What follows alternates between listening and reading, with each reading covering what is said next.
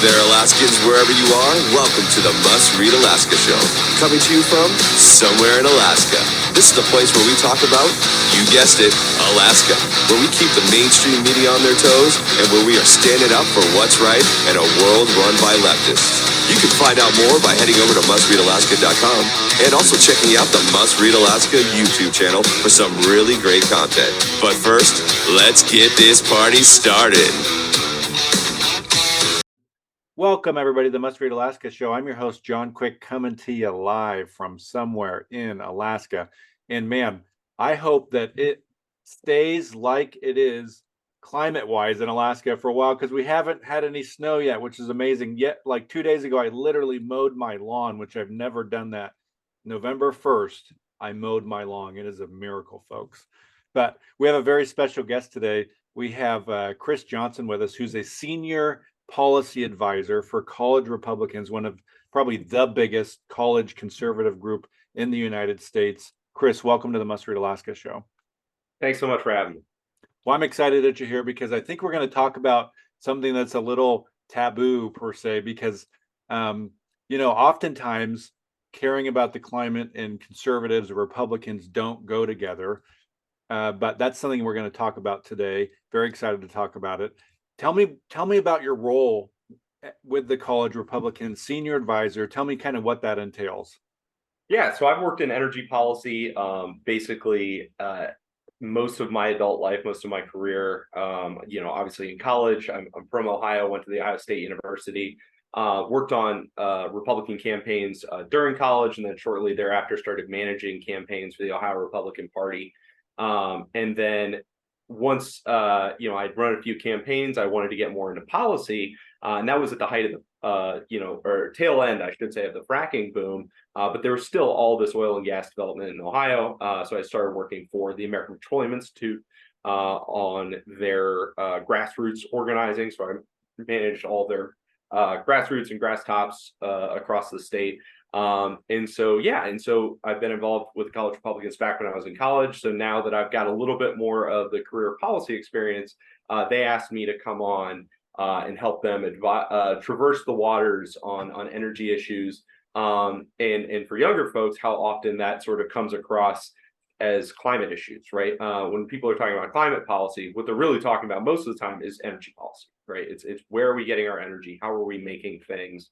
How are we powering our vehicles? How are we heating our homes? All of those are energy questions, but they are part of the broader climate debate. And younger folks are looking for ways to engage with that substantively without giving into the left's narratives on this stuff, while also doing it in a way that doesn't shy away from our conservative values. Yeah, because I'm sure that you come across this a lot, where you're talking to folks maybe that are on staff with the college Republicans. And do you think a good route is just not having the conversation at all, or do you help advise these folks to get in there and get, roll up your sleeves, get your hands dirty? You got to get in there and talk about it, or nothing's gonna, you're never going to get your point across. Because I think conservatives, like, when they hear the word climate, they just like, I don't want to talk about it. I don't want to deal with it. It's like, but do you think that we should get in there and kind of ruffle some feathers and have good, challenging conversations with folks? I'm obviously biased a little bit, and you can guess where I'm at on this. But I'm of the belief that on any issue, when conservatives leave a vacuum of solutions, answers, whatever, to a problem that something especially young people care about, or that we think, yeah, this is just an issue that young people care about. There's sometimes some campus crazies, but this isn't really going to affect me or our politics that much, or whatever. And I think probably over the last few weeks, we've seen where campus extremism is not just much bigger than we previously thought, but also much more affecting of normal politics, right? We are watching members of Congress actively defend Hamas, right? This is something that college Republicans have been warning about for a long, long time. And we were dismissed, right? We were told that we were exaggerating or hyperbolic. It's not that big of a deal. I don't want us to make the same mistake on the climate issue, right? Where we see folks gluing themselves to stadium chairs or blocking traffic and all this kind of stuff. These kids are crazy. We don't need to engage with that. Whatever. But then you have something like the Inflation Reduction Act happen, which is directly downstream of that kind of activism. And all of a sudden people are like, oh, this is real. Maybe we should have some kind of a response to this stuff that treats it as a serious issue politically without treating it like the existential crisis that the left talks about the climate issue as.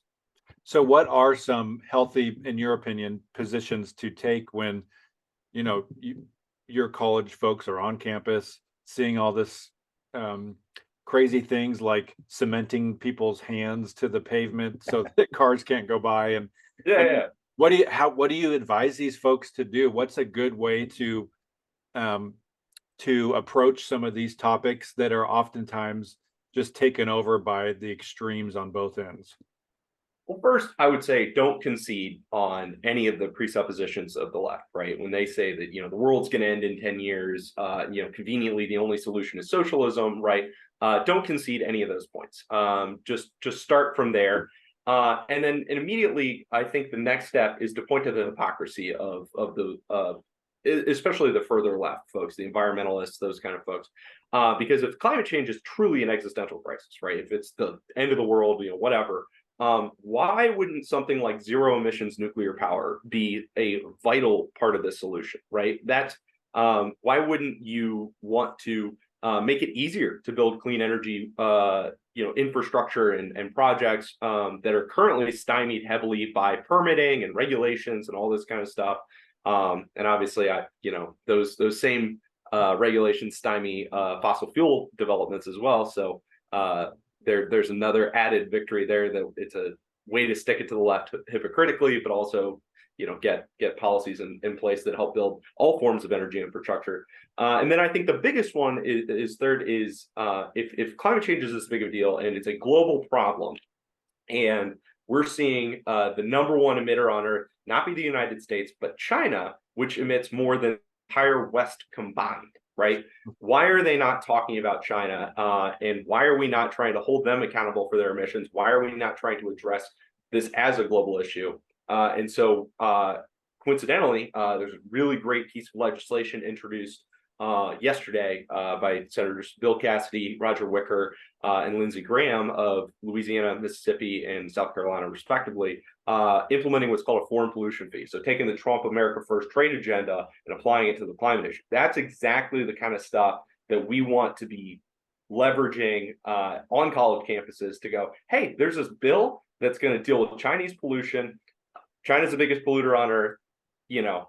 Why don't you support that, right? Because they won't. They're so beholden to they have such a TikTok-addled brains that they will reflexively defend China, because if you don't, that you might admit that America's the good guy, America is actually part of the solution, and China's part of the problem. Yeah, I oftentimes think about, I think here in the U.S. we probably have one of the highest. I don't know if it's the highest, but one of the highest standards as it relates to oil and gas development, and we're oftentimes forget about how good of a job, how well of a job we do.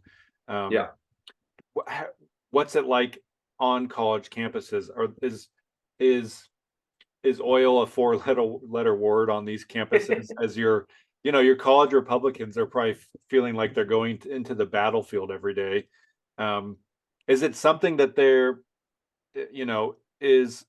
is it something that the left on college campuses is trying to just get rid of, oil and gas development? Yeah, and that honestly works to our benefit, even on college campuses. Yes, it's a four-letter word to certain folks, but when you're in a debate, right, you're not just trying to win over the person you're arguing with. You're trying to win over the audience that's watching, and that audience is yes, young, but they're going to be stepping into the workforce soon. They, buy gas just like everybody else does. They see the price of oil go up and the price of everything else go up. They're not, they may be young, but they're not stupid, right? They know that there's going to have to be oil and gas development at least for the near future, and probably further. And so one of the best ways to talk about this issue specifically is just what you were talking about, the cleaner production here in the United States, and especially in places like Alaska, where the oil and natural gas production on the North Slope is the best in the world in terms of environmental standards and all that kind of stuff. There's a lot of research going into this right now to try and figure out what that quote unquote carbon advantage is and apply public policy to it. There's another piece of legislation called the Prove It Act, which would tell DOE, the Department of Energy, to actually quantify the differences in emissions of various products, including oil and gas. So that's the kind of stuff where you start from just the reality of like, the policies of the Biden administration that are limiting oil and gas development are making your life harder and more expensive. So we need to produce this somewhere. It would be much better if we produced it here as opposed to Russia or China or whatever, or Saudi Arabia or God, So there's going to be most normal people. Oh, sorry, you broke up for a second. Keep going. Oh yeah, sorry. Yeah, most college kids, they're smart enough to realize that we got to produce this somewhere. It's better to produce it here. And most kids watching are going to realize, like, man, like these folks on the left, they care about the climate issue like I do, but they kind of talk like they don't live in reality, right? And these conservatives sound weirdly, tethered, for lack of a better term. I mean, that's how we win over hearts and minds on college campuses. Yeah. So what would you say to the folks? There's going to be conservatives listening that will, say, I don't want to have anything to do with any sort of conversation as it relates to any sentence that has the word climate in it. Yeah. What would you say to those folks who just are doing this and kind of stomping in the corner? I think you just do what I've mentioned many times to folks, that climate policy, sounds like a lefty thing automatically. But if you in your own head can just realize that what we're talking about is energy policy, what we're talking about is manufacturing policy, is trade policy, all that kind of stuff. Yes, the left calls it climate policy, but the stuff that they're advocating for is subsidies, taxes, all these other kind of things that are separate there. And if you don't want to use that word, absolutely fine, but you've got to engage on this substantively the same way you would with any other set of energy policies. And because we're going to be debating environmental policy and have been for decades.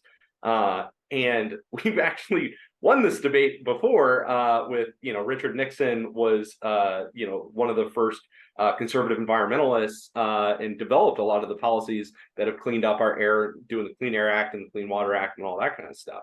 So we can do this in a way that doesn't cede, the stuff to the left that I think people are worried about, right? That will get in a position where everybody thinks that the world's going to end. I don't think that's a real risk. You just got to remind yourself, yes, they're calling it climate policy, but it's just energy policy, trade policy, et cetera. Nice. So how can folks make a difference? What in your mind, there's college kids in Alaska that are going to listen to this. There's college kids all over the world that are going to listen to this. How can somebody make a difference? Let's say they want to be a part of the college Republican group on campus, or they don't have a college Republican group on campus. What are some ways they can still make a difference?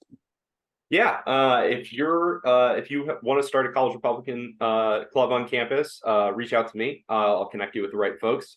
So I'm sure, just shoot me an email at chris.nfcr@gmail.com, and I'd be happy to connect you with our organizing folks. If not, or if you're already in one, right, volunteering on campaigns, working for members of Congress, especially in Alaska, is vital. You guys have a unique spot in terms of the energy discourse, especially in Congress, being an oil producing state and having members of the delegation, which, regardless of what you disagree with them on a bunch of other stuff, they do get natural resources, they do get the national security role, and they do support, American fossil fuel development. I think their responses to Biden, whenever he shuts down, oil and gas development, shuts down ANWR, all that kind of stuff.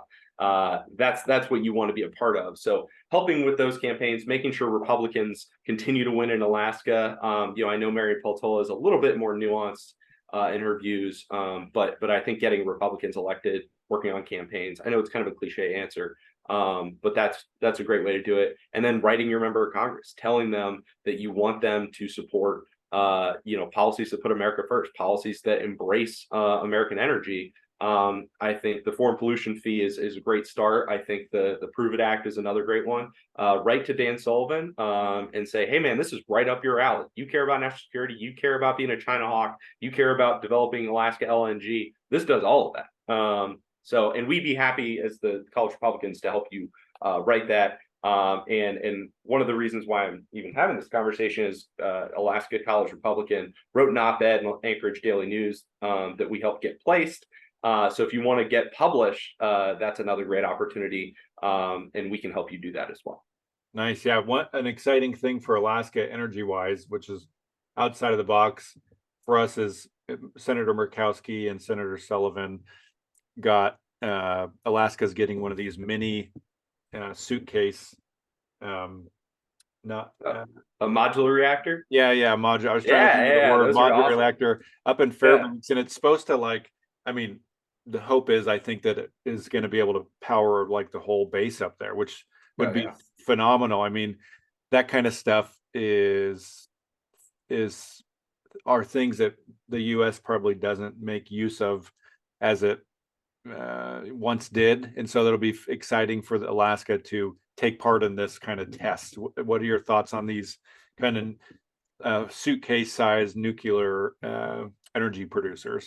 Yeah, they're awesome. The small modular reactors are really exciting technologies. It's so frustrating with how Byzantine our nuclear regulatory policies are that it's so hard to get these things built and implemented. So that's one area that if you want to get engaged, I'm sure the senators both would support reforms on that for sure. And for the technology itself, it's phenomenal. It's so they're called small modular reactors. So you can basically, as you need more power, just add more of these reactors. I think they're 20 megawatts a piece usually, and you can attach 20 of them together. So you can get up to almost half a gigawatt. Which is an incredible amount of power. They can be obviously placed remotely the way that they're doing it with the Fairbanks base. You can do that in even more remote locations. So I'm sure.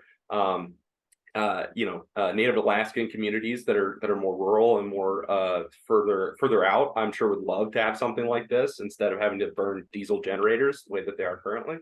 And ultimately, this is a great technology and opportunity for what I was talking about earlier with, this is just energy decisions. This is energy implementation, whatever, but it's also climate policy. It's a zero emissions form of energy that conservatives support and want to build more of, that embraces a national security need by obviously using it at a base. That's exactly why we need to be in this debate and why it's honestly kind of fun, because you get to see technologies like that implemented and you're like, this is awesome. That doesn't happen without good policy, and that doesn't happen without good Republican leadership as well. Nice. Well, Chris, I really appreciate you joining us here on the show, hearing some of your thoughts and insights. And I want to encourage folks, if you don't have a college Republican group on campus, you're listening in, contact them. I'm sure they'd love to help you start one. Any last minute thoughts here, Chris, before we head out? Well, just on the foreign pollution fee, I think that's again another great opportunity. I think there's a unique opportunity for Alaskan natural gas as Europe and Asia are looking for sources of natural gas and oil that are not Russian. There's a unique opportunity right at this moment to implement policies that create trade policies that boost Alaskan natural gas, that boost Alaskan LNG, that incentivize more infrastructure development of LNG ports and ships. I know that those are all huge opportunities for the people of Alaska and the economy of Alaska. So encouraging Senator Sullivan and Senator Murkowski to support the foreign pollution fee. That would be a great thing to do if you're an Alaskan voter, Alaskan Republican voter. And if you have any questions about that or want to get more involved with advocating for policies like that, reach out to me, and I'll be happy to help you out. Awesome. Well, I'll put your email in the podcast description. People can reach out to you. Thanks again, Chris, for joining us. And for folks listening, watching, or reading Must Read Alaska, and you want to help keep the lights on here at mustreadalaska.com, just go to mustreadalaska.com. On the right-hand side, there's a little donate button. Every $5, $10, $100 helps keep the lights on here at Must Read Alaska. Until next time, I'm John Quick from somewhere in Alaska. Thank you.